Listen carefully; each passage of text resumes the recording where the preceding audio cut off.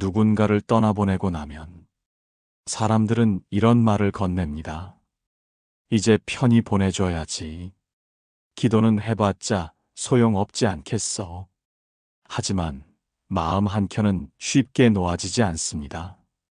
그 사람이 지금도 어딘가 나를 보고 있는 것 같고 아직 떠나지 않은 듯한 기척이 느껴지기도 합니다. 그건 단지 감정일까요? 부처님께서는 말씀하셨습니다. 죽음은 문을 닫는 것이 아니라 다른 문을 여는 움직임이다.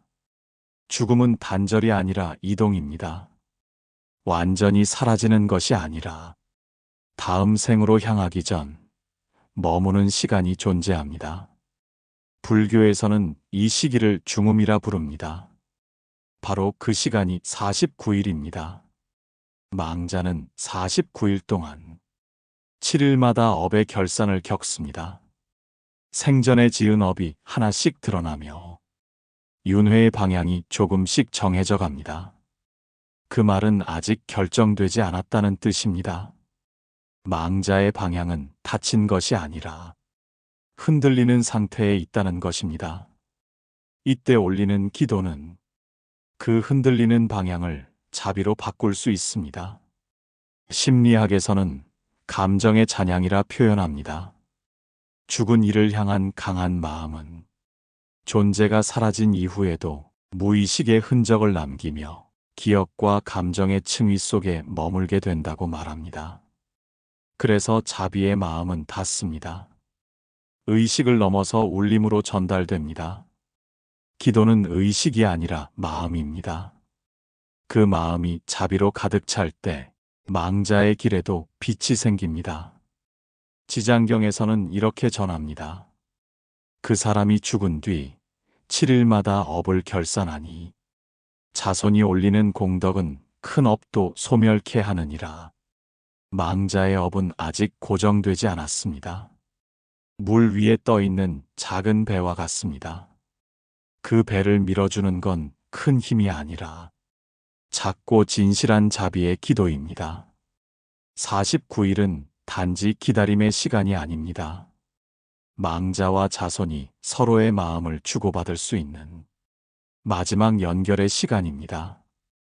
그리고 그 기도를 올리는 자손의 마음 역시 맑아지고 바뀌게 됩니다. 자비의 마음은 먼저 자신을 정화시키고 그 빛이 망자에게 전해지는 것입니다. 망자를 위한 기도는 곧 내 마음을 닦는 수행이 됩니다.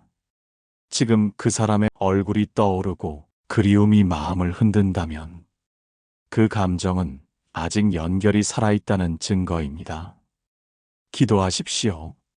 당신의 기도는 지금도 그 사람에게 닿고 있습니다.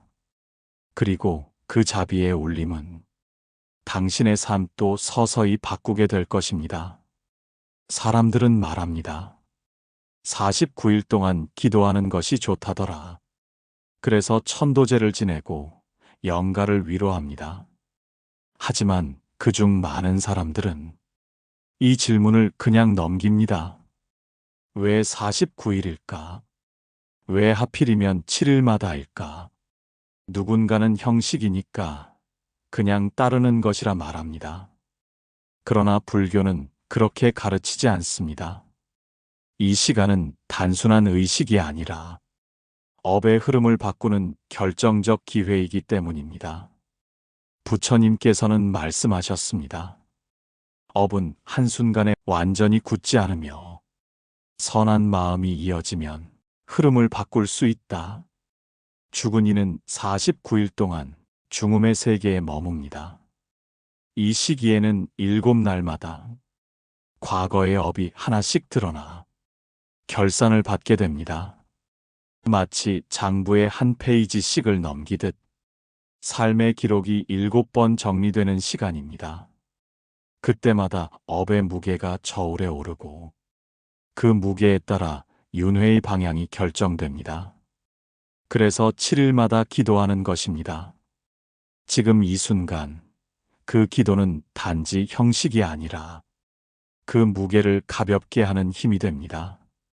불교에서는 한 번의 기도가 모든 것을 바꾸기 어렵다고 봅니다. 그러나 7일마다 이어지는 기도는 흐름을 바꾸는 강물이 됩니다. 작은 선업이라도 지속되면 큰 업의 흐름을 덮을 수 있습니다. 이것은 마음의 법칙과도 같습니다. 심리학에서는 이렇게 설명합니다. 강한 감정보다 더 강력한 것은 작지만 반복되는 감정이라고. 지속되는 마음은 기억을 덮고 방향을 바꿉니다.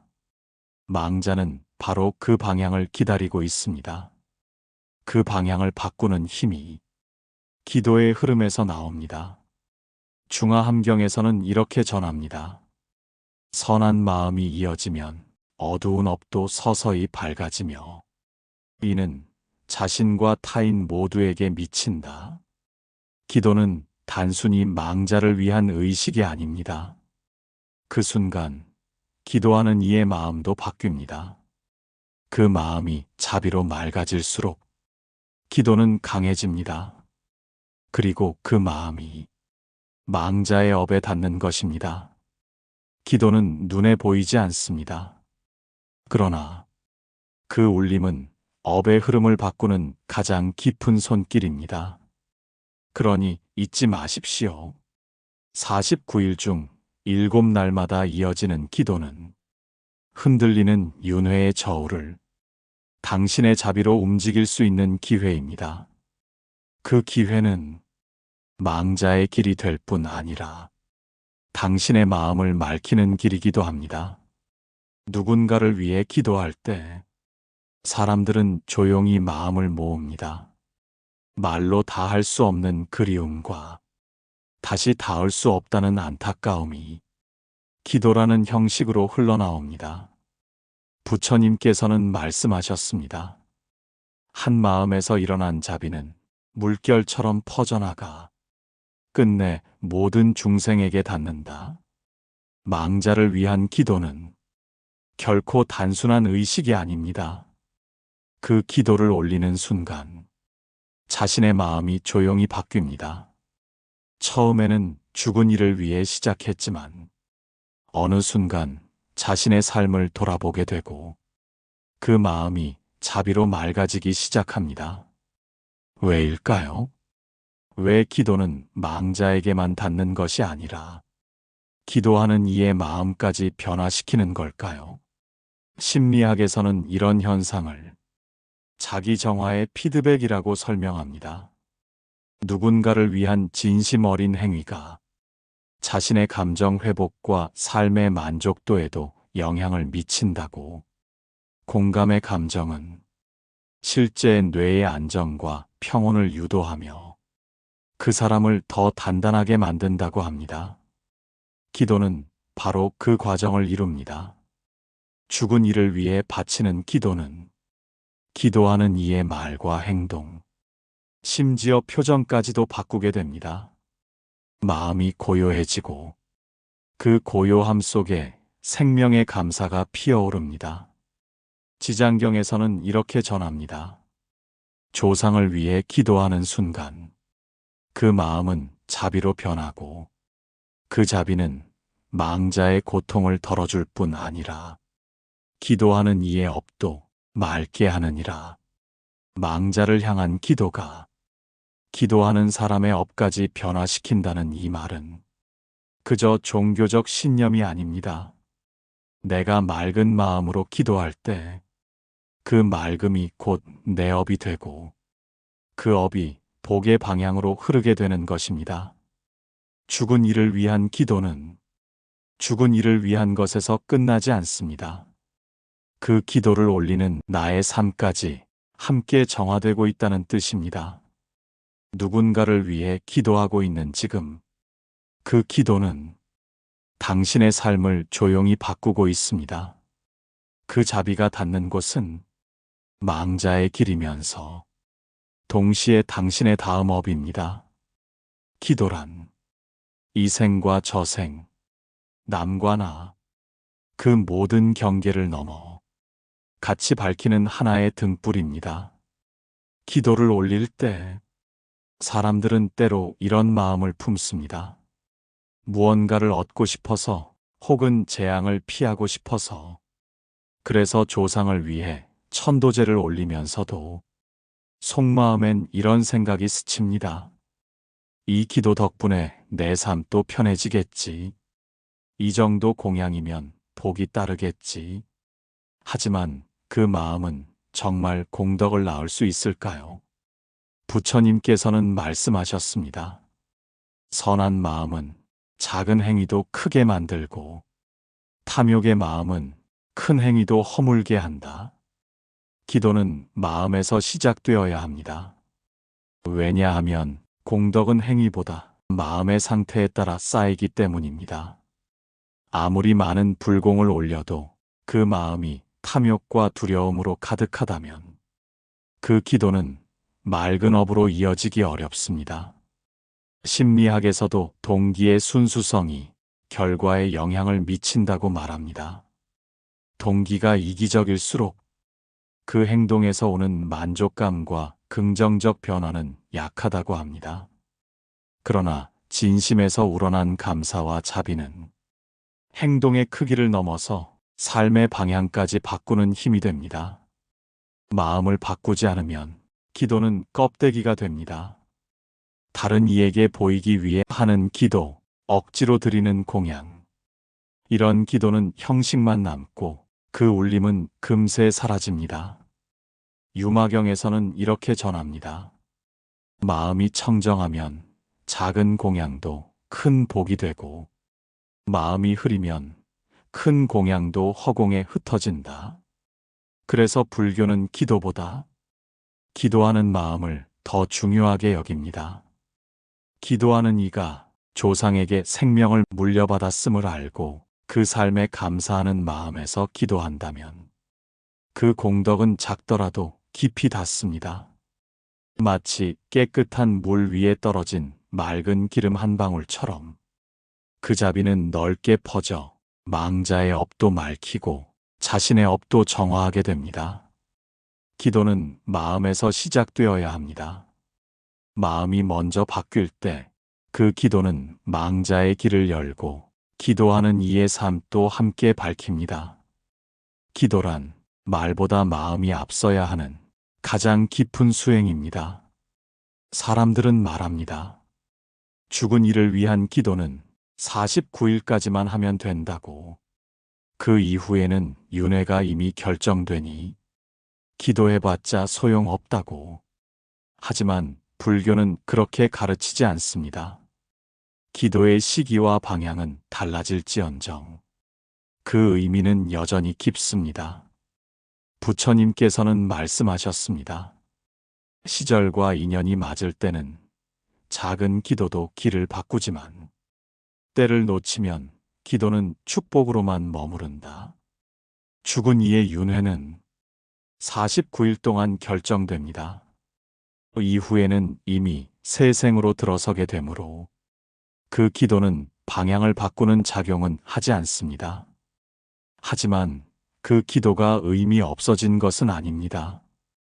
49일 이후의 기도는 그들의 다음 생에 편안한 삶과 좋은 인연을 기원하는 축복이 됩니다. 씨앗을 심는 시기를 놓쳐도 땅을 가꾸고 물을 주는 일은 여전히 그 밭을 기름지게 합니다. 기도도 같습니다. 윤회의 문은 닫혔을지라도 자비의 기도는 다음 생에 맑은 업과 복의 인연을 잇는 힘이 됩니다. 심리학에서는 애도 작업이라는 개념을 말합니다. 사랑했던 사람을 떠나보낸 뒤에도 우리는 마음속에서 그 사람과 대화를 계속하며 감정의 정리를 시도합니다. 기도는 바로 그런 대화의 통로입니다. 보이지 않지만 끊어지지 않은 감정의 연결 속에서 우리는 그를 위해 기도하고 기도를 통해 나 자신도 회복합니다. 능엄경에서는 이렇게 전합니다. 시절을 맞추어 닦은 공덕은 업의 흐름을 바꾸고 시절이 지난 공덕은 다음 생의 복으로 전해진다. 그러니 49일 이후에도 기도를 멈추지 마십시오.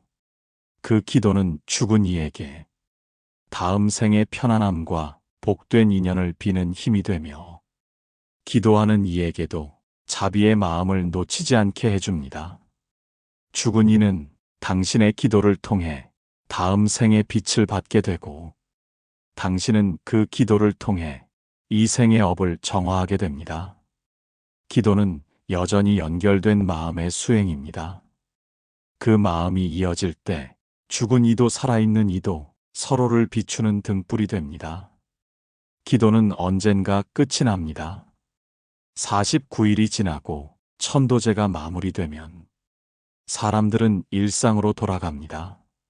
하지만 기도가 끝난 그 시점에서 무언가 달라진 자신을 느끼게 됩니다. 마음이 조금 더 부드러워졌고 삶에 대한 태도도 조금씩 바뀌어 있다는 것을. 그건 단지 기도의 영향이 아닙니다. 기도하는 과정에서 사람은 마음의 빛을 닦아온 것입니다. 부처님께서는 말씀하셨습니다. 자비로운 마음을 오래 품으면 그것이 곧 삶의 업이 되고 그 업이 복을 부른다. 망자를 위해 기도를 올리면서 사람은 자연스럽게 감사와 자비의 마음을 품게 됩니다. 그동안 당연하다고 여겼던 삶에 대해 다시 생각하게 되고 조상이 물려준 생명에 대해 조용히 고개 숙이게 됩니다. 기도는 망자를 위한 시간이면서 기도하는 이의 업을 바꾸는 시간이기도 합니다. 마음이 고요해지고 말과 행동이 부드러워지고 그 변화가 주변 사람과의 관계도 바꾸게 됩니다. 심리학에서는 정서적 정화라고 부릅니다. 기도라는 행위를 통해 자신의 내면이 치유되고 마음의 상태가 안정되면서 삶 전체에 긍정적 파장이 생긴다고 말합니다. 기도는 수행입니다. 망자를 위한 공덕이지만 그 공덕의 근원은 기도하는 이의 마음에서 시작됩니다. 아함경에서는 이렇게 전합니다. 마음이 고요해지고 자비가 자라면 업이 스스로 맑아져 고통의 길에서 벗어난다. 망자를 위한 49일의 기도는 한 생을 위한 진심입니다. 그러나 그 진심이 기도하는 이의 삶까지 함께 바꾸게 됩니다. 마음을 자비로 채운 기도는 망자의 윤회를 돕고 기도하는 이의 말과 인연까지 맑게 이어지게 됩니다. 기도가 끝난 뒤에 남는 것은 의식의 기억이 아닙니다. 그 시간 동안 마음속에 채운 자비, 그 자비가 만들어낸 업의 변화, 그것이 기도의 진짜 결과입니다. 기도란 이 생과 저 생, 살아있는 이와 떠난 이를 모두 함께 맑히는 자비의 길입니다.